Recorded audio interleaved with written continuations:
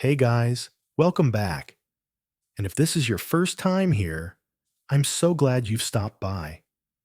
Whether you're already tucked into bed or just looking to unwind after a long day, you're in the right place. Tonight, I have a very special story to share with you. It's ancient, timeless, a soft glowing ember from the past. You're about to hear the gentle mythical tale of Prometheus, the wise titan who defied the gods and brought fire to humanity. But this version, it's not the loud, thundering version of the myth. This is the soothing side, a slow, emotional journey through sacrifice, memory, and the quiet courage that lives inside us all. Before we begin, if this story brings you peace, please take a moment to like this video and subscribe to the channel. It helps the fire stay lit, and it means the world to me. Now, wherever you are, I hope this story carries you into a deep, healing sleep full of warmth, wonder, and beautiful dreams. So close your eyes, take a deep breath, and let's step together into the quiet legend of Prometheus and the flame of humanity. Before there was fire, before the sky knew warmth, or the earth tasted light, the world was a breath held in silence. It was a time when men lived in the cradle of darkness. The trees grew tall and whispered secrets to the wind, but no one could see their faces. The stars shimmered far above, like ancient eyes blinking slowly in an endless slumber, and the mountains stood like sleeping titans, unmoving, unfeeling, crowned in snow, older than memory. In this world, the first humans walked without flame. They ate roots cold from the soil. They huddled beneath hides stiff with frost. And when night came, and it always came, it stretched forever, wrapping the land in silence so deep that even the wolves forgot to howl. They were not unhappy, but they were unfinished. They did not know what it was to warm their hands by a hearth, or to cook a meal that sang with scent. They did not know the flicker of comfort, or the dance of shadows, or the glow that calls people to gather. They knew only stillness. They knew only waiting. And somewhere far above, on the high and holy peak of Olympus, the gods watched. They watched from their halls of marble and cloud, golden goblets in hand, laughter bright like thunder. Their fires burned always, sacred and warm, and their skin gleamed beneath robes spun from daylight. They dined, they danced, they feasted on ambrosia, and they forbade fire from ever touching mortal hands. Among the gods, there was one who did not laugh so loudly. His name was Prometheus, and though he was a titan, older even than the Olympians, he walked among them with quiet steps. He did not hunger for praise, nor delight in the thunder of applause. He was a thinker, a shaper of clay and thought, a weaver of possibilities. Prometheus had long gazed upon the mortals below. He saw their hands, crude and calloused, fumbling in the dark. He saw their children shiver beneath leafless trees, their elders grow still before their time. He heard no music among them, save the low hum of survival, and something ancient stirred in his heart, not pity, not sorrow, but love, a strange, persistent love for these fragile beings who knew so little yet endured so much, a love born not of dominance but of kinship. For Prometheus saw in them a spark, unlit, yes, but yearning. They were made of dust and breath, but also of dream. He remembered, long ago, when he and his brother Epimetheus had shaped humankind from clay, kneeling by rivers long vanished, giving form to hope. The gods had grown bored of the task, but Prometheus had lingered, smoothing shoulders, carving eyes, whispering gently into their unformed minds. They had no fire, no strength, no wings or claws. The gods had denied them weapons, denied them tools. Yet still, they rose. Still, they hoped. And Prometheus, from the edge of Olympus, began to wonder, what might they become, if given a flame? But such a question was treason. Zeus, king of the gods, ruler of sky and law, had forbidden fire from ever touching mortal earth. It was a sacred light, he decreed, a divine inheritance, meant only for Olympus. Mortals, in his eyes, were fleeting things, prone to chaos, unworthy of such a gift. To grant them fire, Zeus said, would be to unravel the order of the world.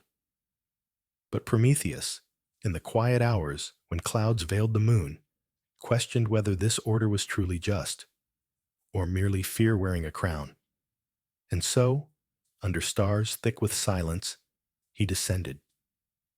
He moved like smoke down the mountainside, unseen by gods and wind alike. In his hand, he carried a reed, hollow and dry, plucked from the bank of the river Oceanus, where the world curled in sleep. Inside that reed, he would hide the flame. But first, he had to steal it. In the heart of Olympus burned the eternal fire, a column of gold and white that roared without smoke. No coal fed it, no wood sustained it. It was the first flame, born in the breath of creation, tended by Hestia, goddess of hearth and home. Prometheus waited until the gods slumbered in their feasting halls. Their laughter faded into drunken snores, and lyre songs turned to dreams. He crept past marble arches and flame-touched pillars, past lions of bronze and bowls of starlight.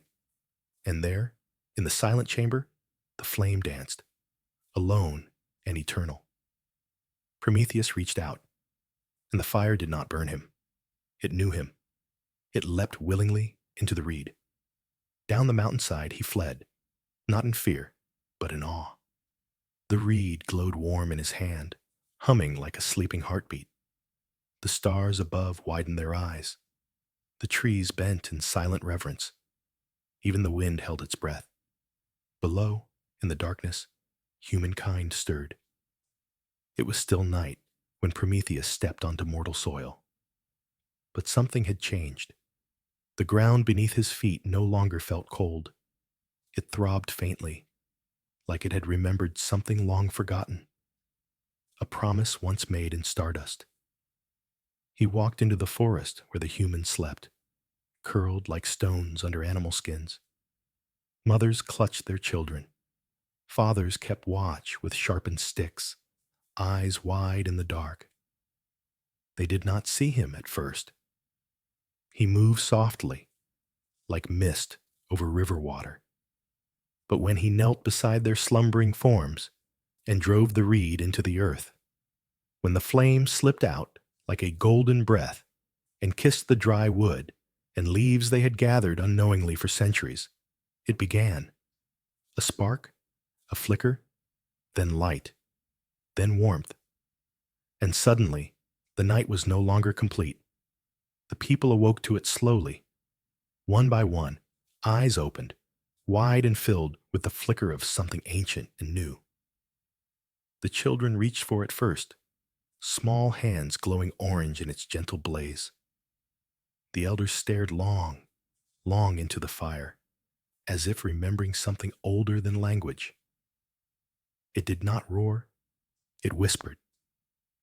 It crackled softly, like laughter muffled in memory. Its light danced on their faces, casting long shadows and golden halos. For the first time, their eyes met and held. For the first time, they gathered in a circle, not to hide from the dark, but to witness something greater. They placed their hands near it, and it did not bite. They fed it with twigs, and it purred. They wept, not from fear, but from recognition. They had found something that belonged to them, or perhaps something that had waited for them all along. Prometheus watched from the edge of the firelight. He did not speak. He did not ask for thanks. He simply smiled, a tired, quiet smile that knew it had broken a law but fulfilled a truth. The people did not know his name, but they remembered him in the shape of the flame, in the way it curled like a thoughtful brow, in the way it never asked for anything but a little fuel and care. And so the world began to change. With fire came warmth. With warmth came rest. With rest came stories. And from stories came memory. No longer did night mean silence. No longer did hunger rule without mercy. The people learned to cook, to shape tools, to harden clay, to drive back the beasts with torches held high. They carved their fears into wood and burned them. They sang to the flames, and the flames listened. The stars above watched and smiled, but high upon Olympus, not all smiled. Zeus awoke with the scent of smoke in the sky, a mortal smell.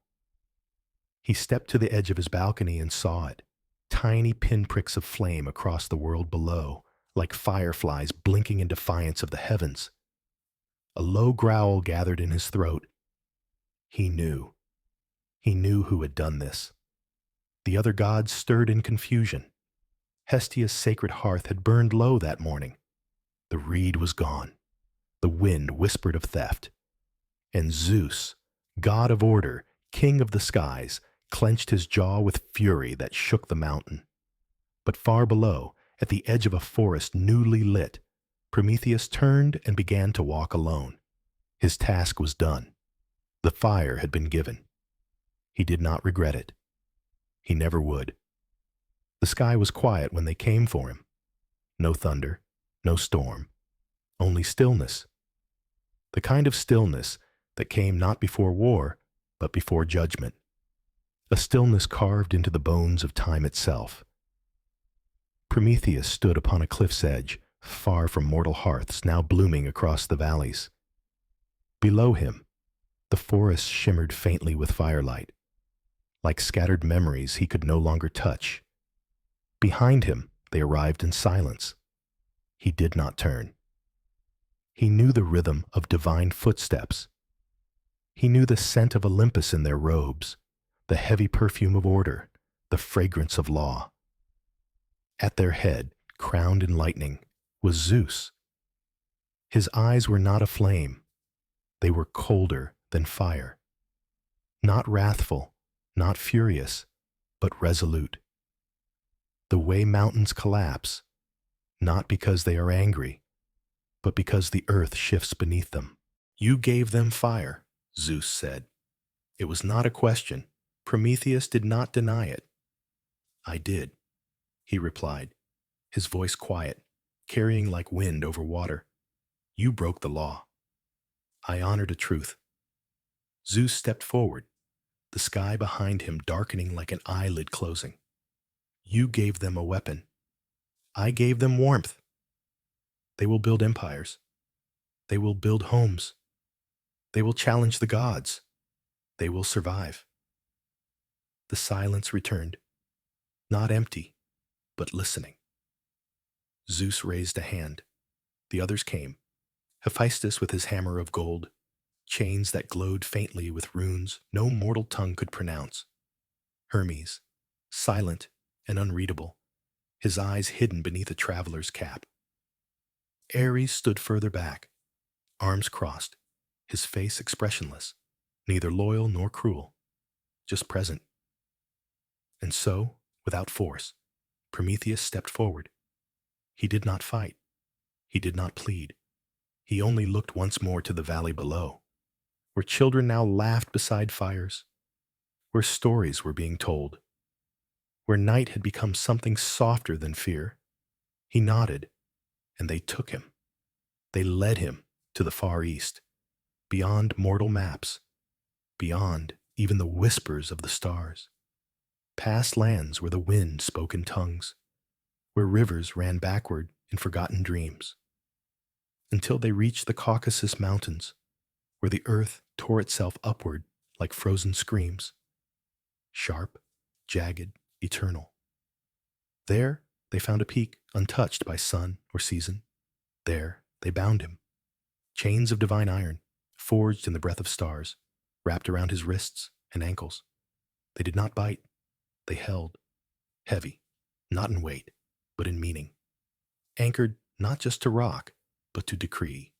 He was nailed to the cliffside, upright, facing the sky, not in agony, but in suspension. His eyes remained open. His lips did not curse. He simply waited, and the waiting became his world. The first day passed in silence. No words, no wind. Only the slow turning of the sky above him. Prometheus remained still, his face turned toward the pale blue heavens, his breath steady, slow. The cold stone at his back pressed into him like memory. He had always known this would come.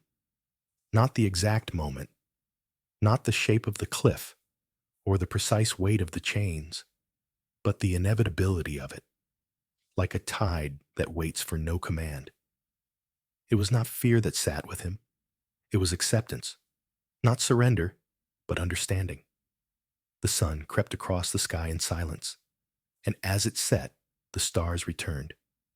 One by one, they blinked into view. Old companions, old watchers.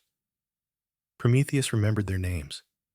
He had whispered them to humans once, long ago, when the earth was still wet with creation. And now they blinked above him again, as if to say, "We remember." Then came the morning, and with it, the eagle. It came not with thunder, but with wings stretched wide like a curtain of shadows. Its feathers were darker than any night, edges kissed in bronze light. It descended not in a scream, but in silence, the kind of silence that humbles mountains. Its eyes held no hatred, no hunger, only duty. It landed upon the cliff without sound, its talons scraping the ancient rock, and tilted its head toward Prometheus. He did not flinch. The eagle stepped closer. Then it began. Claws reached toward his side. A sharp beak parted the flesh. No blade, no blood, only pain. Pure, bright, endless. Not the kind that screams, but the kind that settles into bone. It found his liver, and with methodical patience, tore. Prometheus gasped, but did not cry out. His body shook, but he did not plead. And above them, the wind carried no echo. Olympus did not watch. The gods had turned their gaze elsewhere. Only the mountains bore witness. Only the stones heard the quiet groan of a titan's endurance. And when the eagle was finished, it left as it came, without sound, without glance. The day ended, and Prometheus remained. Night fell, and slowly, as the stars returned one by one, his body began to mend, not in comfort, not in mercy, but in law. The liver grew back, cell by cursed cell, restoring itself as if summoned by eternity. It pulsed in his side with ancient rhythm, steady and cruel. By dawn, he was whole. By dawn, the eagle returned, and so began the cycle. The days blurred into one another. The eagle came. The eagle fed. The eagle left, and Prometheus remained. The wind passed. The clouds shifted. The stars rose and fell like breathing. And time, that old and indifferent river, flowed over him, but could not carry him away. He no longer counted the days. There were too many. Not because he had forgotten, but because the pain had become familiar. Not dulled, not gone, never gone, but known. Like a rhythm you no longer resist, a storm you no longer run from. And in that rhythm, something else began to stir. Memory. Not of Olympus, not of gods or punishment, but of them. He thought of the children gathered around their fires, eyes wide with stories. Of fathers showing their sons how to shape wood. Of mothers teaching daughters how to sing in rhythm with the flames. Of old men warming their hands and whispering, "We were cold once." But then the fire came. He could not see them, but he could feel them. Their dreams drifted upward like smoke, and in the quiet hours between the eagle's departure and the liver's return, when the air was still and the mountain slept, he heard them. A lullaby, hummed near a cradle, a fire crackling in a stone hearth, a voice, soft and tired, telling a story to someone who barely understood, but listened anyway. And the story was always the same. There was once a being of old stone and starlight who gave us fire, who paid the price, so we would not live in the dark. Prometheus listened. He listened as the centuries passed, not in silence, but in song, not in despair, but in remembrance. He did not speak, but if he had, he would have said, I am here. I am still here, and I would do it again.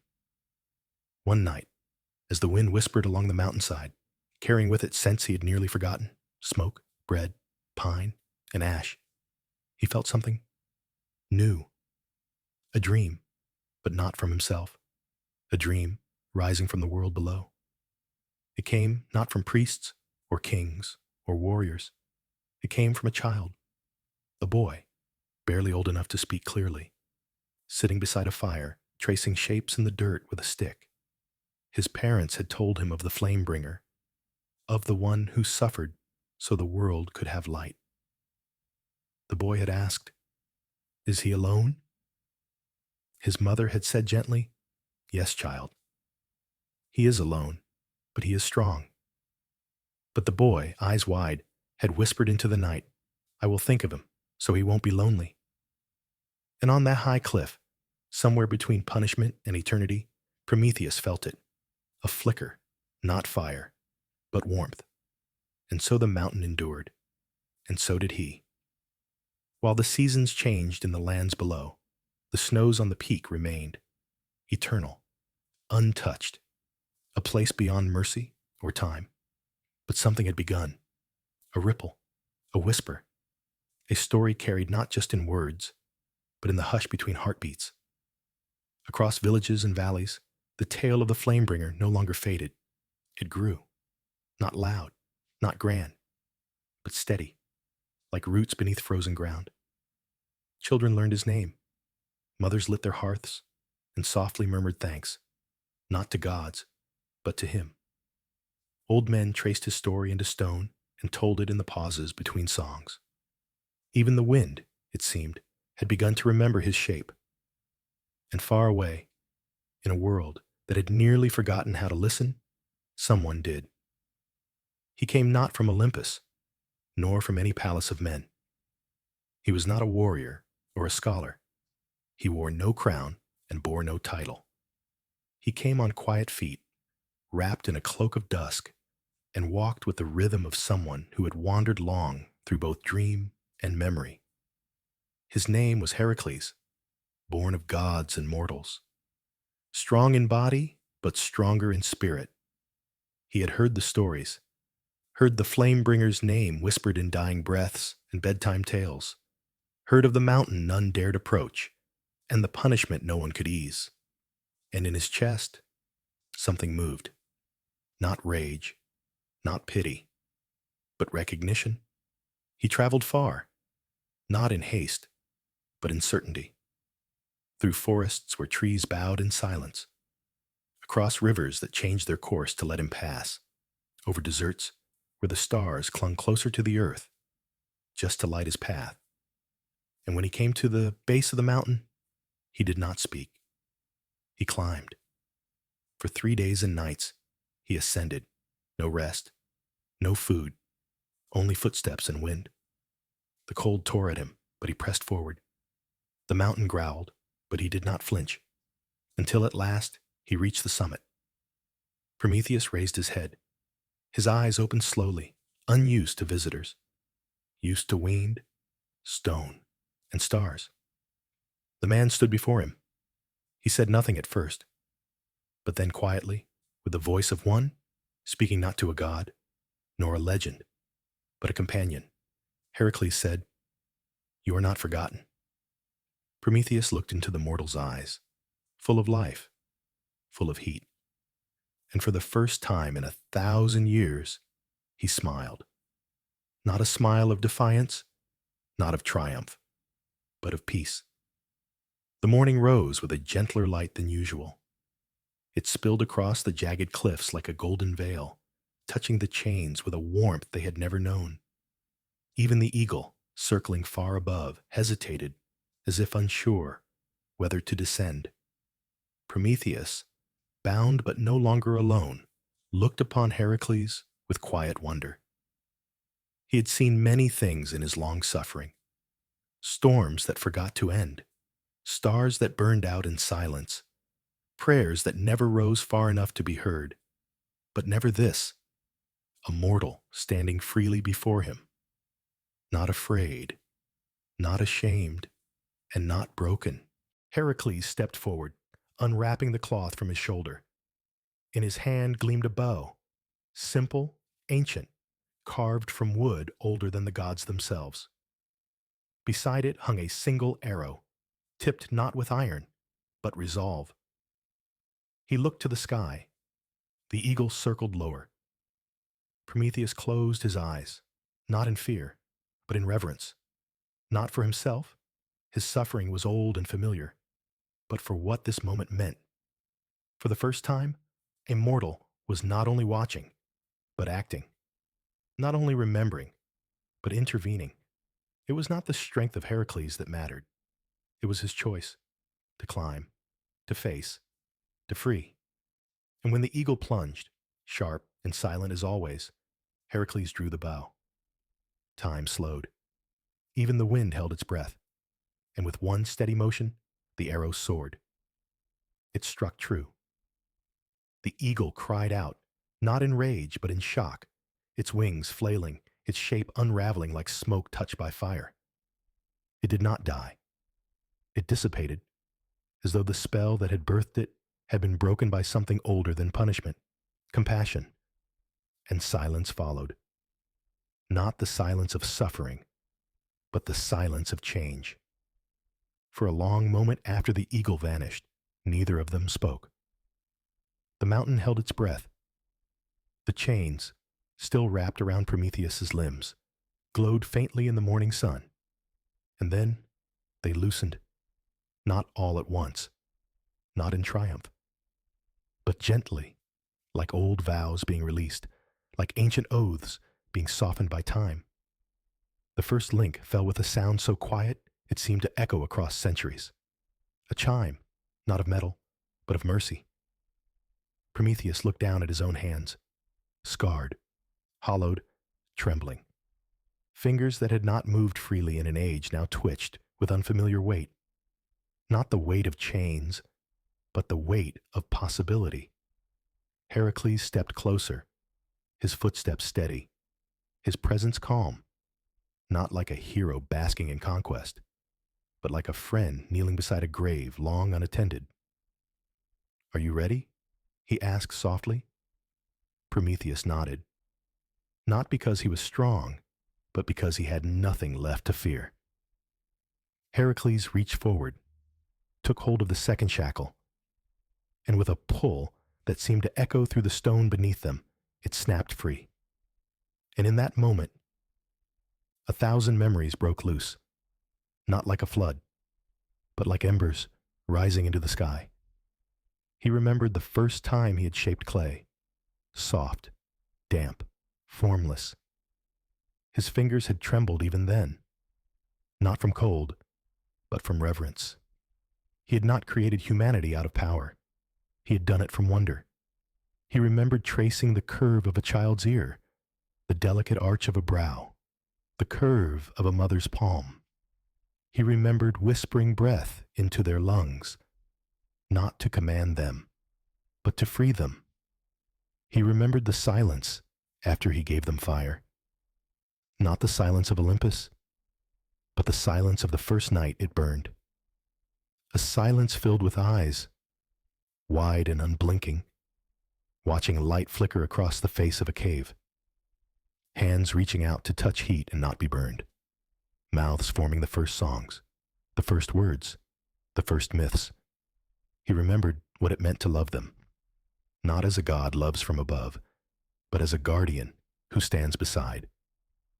And now, one of them, one shaped in his image, had climbed the mountain, broken the curse, and stood not as a servant, but as an equal. The third shackle broke, this one from his ankle, sending a wave of blood rushing through a leg that had been asleep for centuries. He gasped, not from pain, but from sensation. The wind touched him now, not as a reminder of cold, but as a greeting. The sky seemed brighter, the stone beneath him warmer. Each second without the chains was a rebirth, each breath a return. When the final link fell, rusted, golden, and divine, it did not clang. It dissolved, as if the very idea of his punishment had grown tired of itself. Prometheus collapsed to his knees, not out of weakness, but from the sheer weight of freedom. It was not a lightness, but a gravity he had forgotten.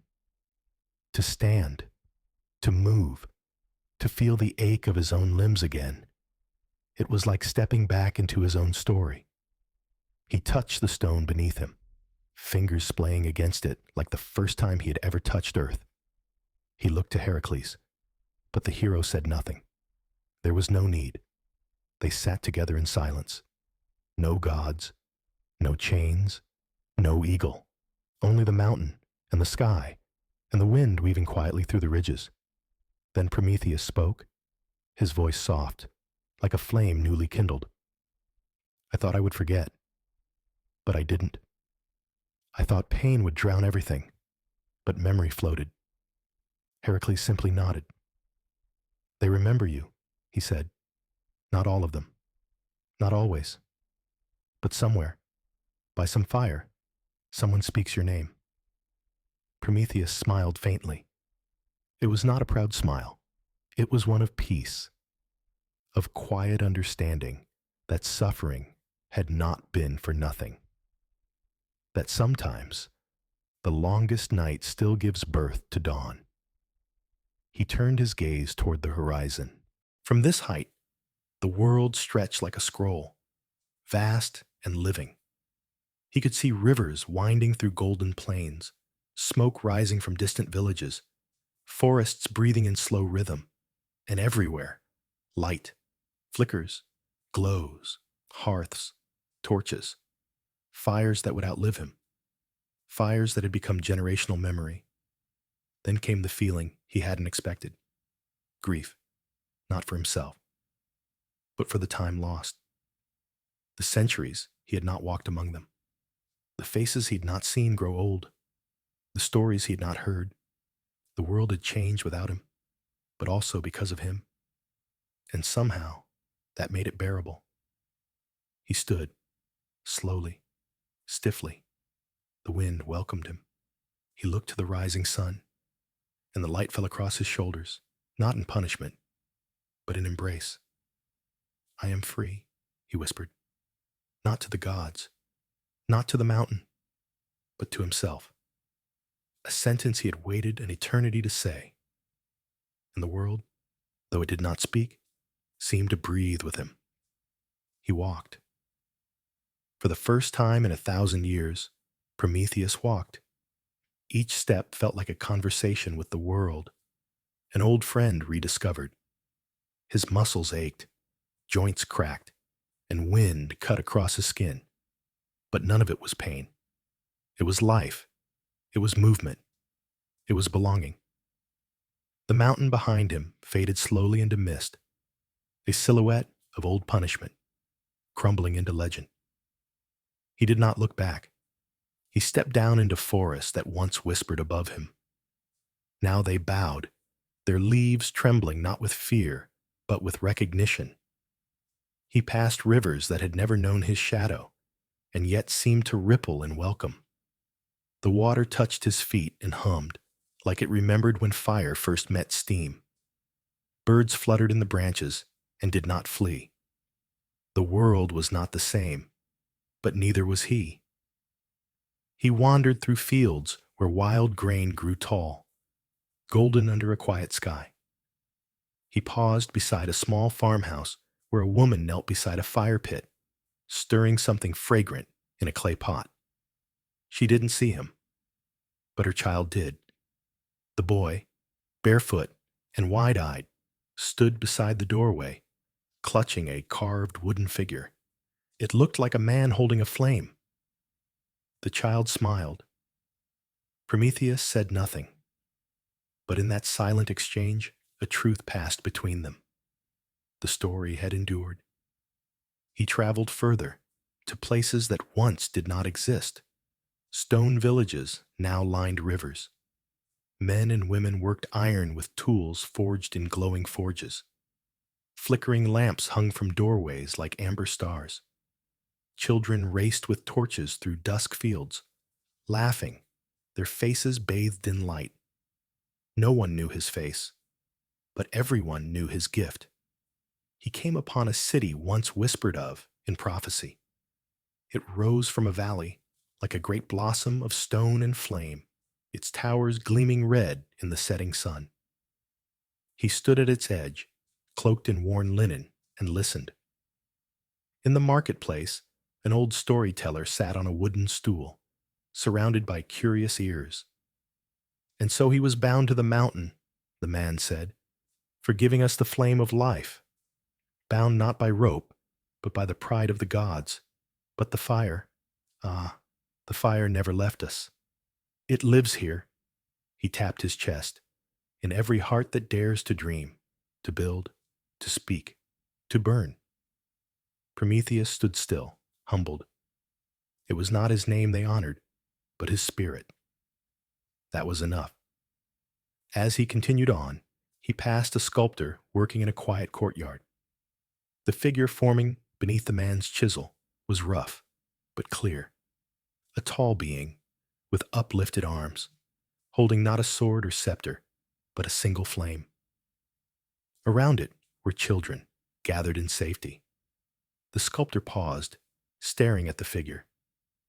They always said he was punished, he murmured, but I think maybe he was patient. Maybe the world just needed time to catch up to his gift.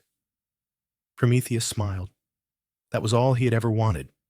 Not worship, not pardon, just understanding. Night came, and with it, fire. Not just one, thousands. Flickering across hills, valleys, cities, campfires, hearths, lanterns, kilns. A constellation not in the sky, but on the earth. Prometheus sat upon a ridge and watched the flames bloom. And then, something else. A woman. She approached quietly, carrying nothing but a small bundle wrapped in wool. Her hair was silvered by age, her eyes lined with time, but her smile was gentle. Without a word, she sat beside him. From her bundle, she unwrapped a loaf of bread, still warm, and tore it in half. She offered him one. He accepted. They ate in silence. Then she spoke. My mother told me stories of the one who brought the fire. She said he suffered, said the gods were cruel, but she also said something else, that he never asked for anything in return, not even thanks. Prometheus nodded slowly. She was right. The woman looked into the fire before them. Well, I thank you anyway, for my home, for my family, for the bread I bake, for the light that lets me see my grandchildren's faces at night. Then she stood, placed a hand softly on his shoulder, and walked away. She never asked who he was. She didn't need to. Alone again, he closed his eyes. The world had not just survived, it had remembered. And more than that, it had become. The flame he had stolen was no longer a flame. It was a song, a tool, a meal, a dream, a kiss, a cry in the dark. It was humanity. He breathed deeply, letting the scent of ash and hope fill his lungs. There was still pain, still war, still fear. But now, there was fire too. And with fire, always the possibility of light. The night grew deeper, and yet the world did not sleep. It glowed. not with the cold detachment of stars, but with the warmth of home fires, the gentle flicker of oil lamps, the crackle of kindling beneath pots of soup and pots of dreams. Prometheus sat at the edge of a quiet hill, his cloak wrapped loosely around his shoulders, worn sandals resting on damp grass. All around him, the night whispered, not in warning, but in peace. He had walked far. He had seen much. And now he simply watched. A soft breeze carried the scent of earth, of roasted grain, of distant laughter. Below, a group of villagers gathered around a wide fire pit, someone plucking a lyre, another stirring a pot. Children's voices rose and fell in a rhythm older than language. Prometheus closed his eyes. For a long while, he said nothing. He did not need to. But in the stillness of that moment, something ancient stirred, not outside him, but within. He was not tired, but he was full, not of pride, not of regret, but of a quiet, steady completion, like the final note of a song that no longer needed to be played. The world did not need him to guide it now. They had taken the fire and made it their own. A figure approached, not a god, not a man of muscle or might, a child. She was no more than 7, barefoot, hair like woven wheat, eyes the color of twilight sky. In her arms, she cradled a small clay bowl with both hands, delicate, still warm. She walked up the hill without fear, stopping just before him. Prometheus turned to her, curious. Without a word, the girl knelt, placed the bowl in front of him, and offered a quiet smile. Inside the bowl, a simple stew, broth and herbs, root vegetables, bits of lentils. But it was not the food that struck him. It was the gesture. No reverence, no worship, only sharing. She sat beside him, not speaking, just watching the same stars he watched.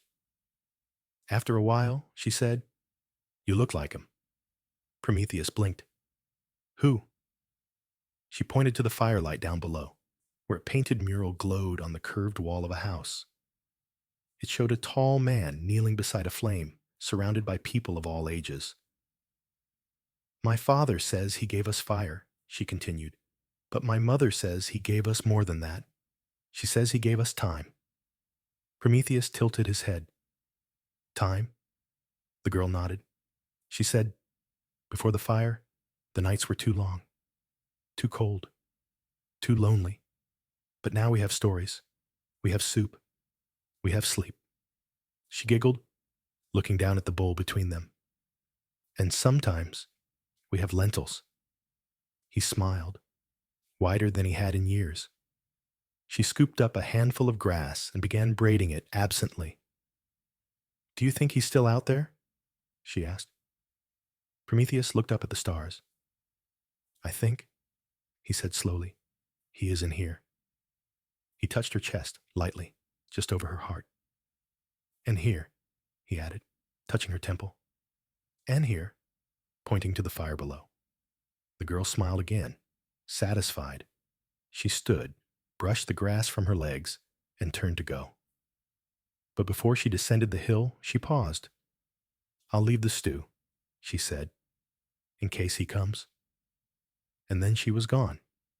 Prometheus sat long into the night, and at some point, though he didn't notice when exactly, he stood. Not because he needed to leave, but because he had somewhere to go. Not far, not across mountains or rivers, but inward. He walked into the tall grass, where the firelight could no longer reach, where even the stars were just shy of whispering. There, he stopped. He looked once more at the sky and at the bowl left behind. He breathed in the world. Then he exhaled, and slowly, gently, he disappeared, not in death, but in remembrance, like flame becoming warmth, like smoke joining the wind, like a song sung one last time and never truly ending. When the villagers woke the next morning, They found the hill empty, but the grass was pressed as if someone had sat there. The stew bowl was gone, and where it once rested, a small pile of ash remained, still warm to the touch. No one spoke of it too loudly. No altars were built, no statues carved. But that night, as the fire crackled and supper was served, an old man lifted his bowl and said softly, "To the one who gave us more than flame." And around the fire, heads nodded, and children listened. And the wind, passing gently between the houses, carried the warmth onward. The hill where Prometheus last sat was quiet now. The grass had grown back, taller and softer, and swayed gently in the breeze like it remembered his shape. The bowl was gone. The ash had cooled, and the story had taken root. It did not vanish with him. It scattered. Like sparks from a single flame, the tale of the firebringer drifted into every corner of the earth. It hid in lullabies and echoed in silence. It curled around potters' hands, danced with the brush of painters, and lingered on the tongue of poets long after the last verse had been spoken. Prometheus was no longer a name. He was a memory. In a seaside village where gulls cried over white cliffs, an old woman sat weaving nets by firelight. Her fingers moved with ease, knotted with knowledge passed down, not by books, but by hands. Her granddaughter sat nearby, holding a small tin lantern in her lap. "Tell me again," the girl said, "about the one who gave us the light." The woman smiled, not looking up. "He wasn't a king," she said. "He wasn't even loved by the gods. But he looked at us, cold and fragile and hungry, and gave us what they would not." The child leaned closer. "Was he punished?" "Oh, yes. For a very long time." "Then why did he do it?" The woman paused, and then, with the kind of voice that only age can shape, she said, "Because sometimes love looks like sacrifice, and sometimes the greatest power is the power to endure." Far away, in the heart of a bustling city, a young inventor stood before a crowd. In her hands, a device unlike any other, sleek, humming softly, glowing with pale amber energy. Around her, gas lamps flickered, and people leaned forward, their breath held in anticipation. She didn't speak of gods. She didn't speak of Olympus. But she did say one thing. What we build today rests on the shoulders of those who lit the first flame. They may not be remembered by name, but every spark is theirs. In the high mountains of the north, where snow blanketed the world in white silence, a small circle of monks lit a single fire in the center of their stone hall. They gathered not for ritual nor prayer, but for story. One monk, his voice deep and slow, began. Before there was warmth, there was a soul who dared to defy the storm. And the others closed their eyes, letting the tale fill the air like incense. They did not ask if it was true. They felt it was. And deep within a forest, where trees grew ancient and wild, a child wandered too far from home. Dusk came swiftly. The shadows grew long. Fear crept in, but just as the first tear touched her cheek, she saw it. A flicker of flame beneath a mossy overhang. Someone, long ago, had left behind a bundle of kindling and a ring of stones. With shaking hands, she struck two pieces of flint together. Once, twice, again, and then a spark, a flame, warmth, and safety. She huddled beside it, and through chattering teeth whispered the only words she could remember from her grandmother's story. "Thank you, whoever you were." Prometheus was no longer walking the world. He didn't need to. He had become part of it. He was there in the warmth shared by strangers, in the courage of defiance, in the silence that follows great pain but does not break beneath it. In some places, they carved his name into stone. In others, They let the fire speak for itself. Both were right. And in a valley forgotten by maps, where no road led but the wind, a tree had grown.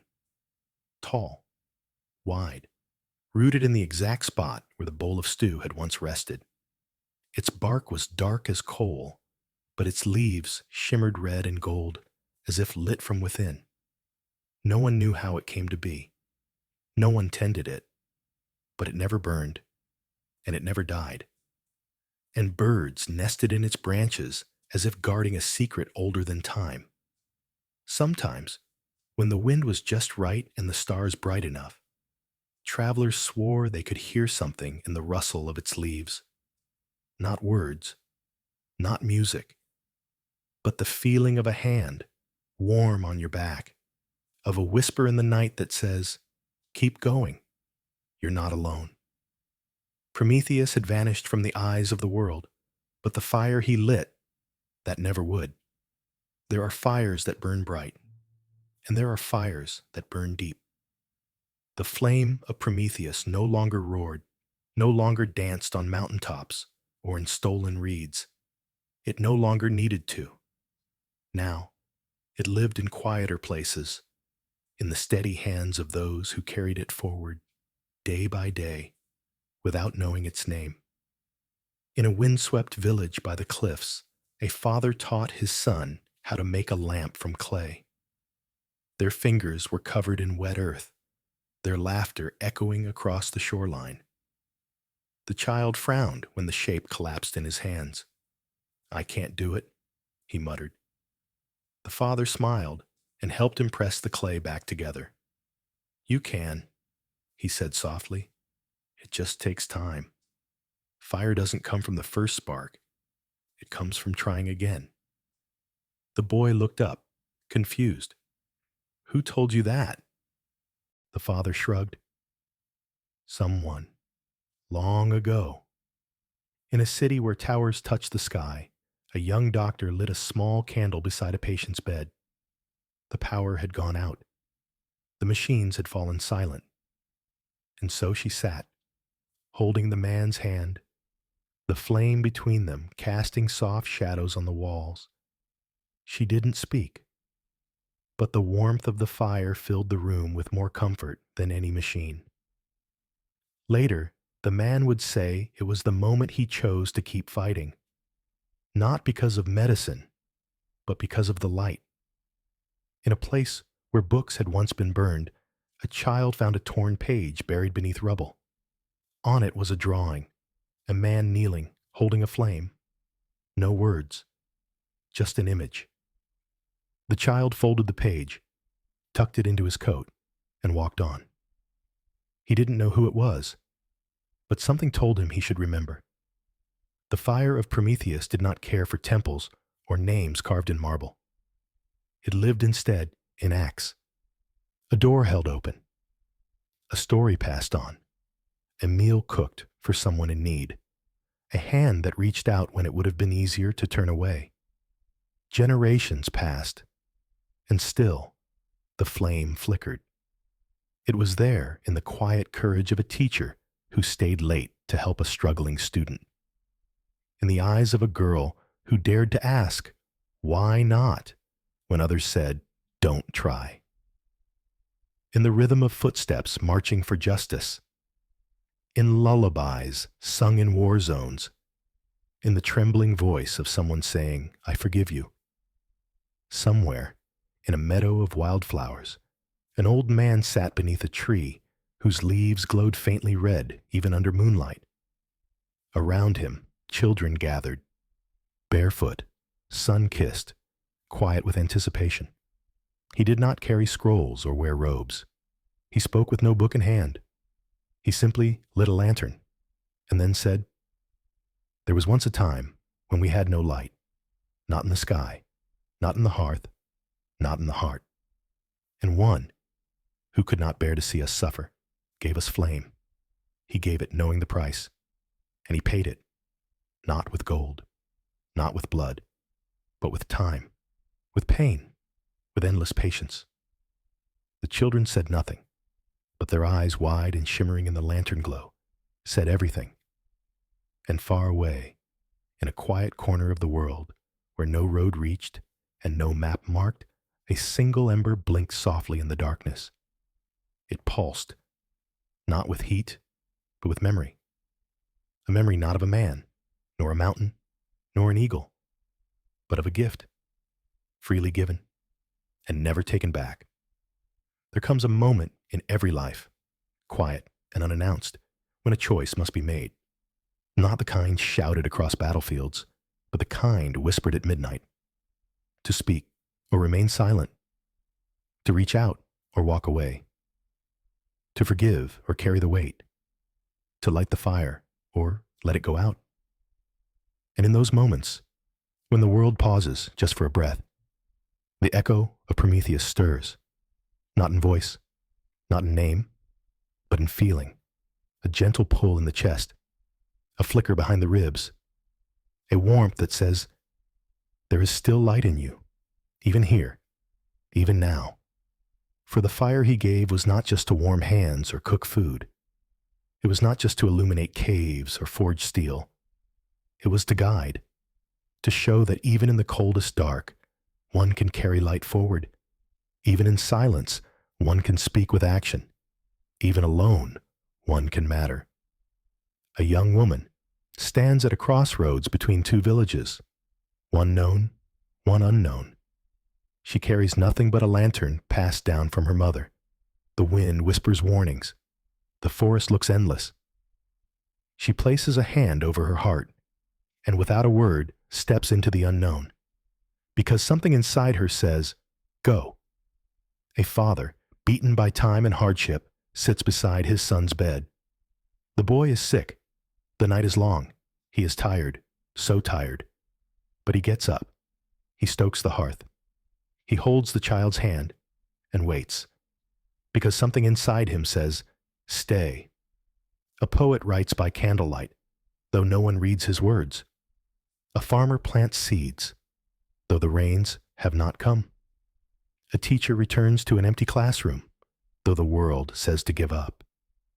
Each of them listens. Each of them carries a little ember. They may not know the story, may not know the name, but they know the spark. Because it was never about remembering Prometheus. It was about becoming him in small and silent ways. So when the wind howls and the sky grows heavy and the road ahead disappears into mist, somewhere inside a flame flickers and it does not go out. Somewhere, far beyond time and memory, a single ember glows. It does not rise. It does not fade. It simply is. Small, steady, eternal. Around it, the world continues. Busy, beautiful, broken, and bold. People live and laugh, fall and fail, love and lose. Seasons pass, generations shift, names are forgotten, but the fire remains. It flickers in a mother's quiet humming, in the hands that rebuild what was once ruined, in the eyes of a stranger who stays when they could have walked away. And though Prometheus is gone, his chains dust, his mountain silent, his voice now wind, the gift he gave continues, because fire, once lit, does not ask to be remembered. It only asks to be shared. So light your lantern. Stir the coals. Tell the child beside you that warmth was once a rebellion, and kindness a sacred defiance.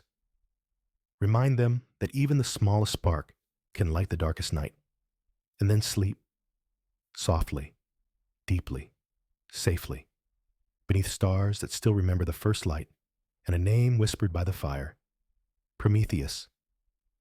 And so, the fire lives on, not in the heavens, nor on mountain tops, but in quiet corners of our everyday lives. In the warmth we offer each other, in the courage to care, in the choice to light someone else's way, even when we ourselves are still learning how to walk in the dark. Prometheus taught us more than defiance. He taught us devotion, patience, sacrifice without recognition, and the quiet, powerful truth that even the smallest ember, when shared, can outlast eternity. Thank you so much for joining me tonight. If this story touched your heart, even just a little, I'd be so grateful if you took a moment to like this video, subscribe to the channel, and share it with someone who might need a little warmth before sleep. It means more than you know to have you here, to be part of this calm space together, where stories can still carry light. Now, as your eyes grow heavy and the world around you softens, I hope Prometheus's gift follows you into your dreams, guiding you gently, keeping you warm, and reminding you that you too carry the fire. Sleep well, dear friend. May your night be peaceful, your dreams full of light, and your heart always brave enough to share its flame. Good night.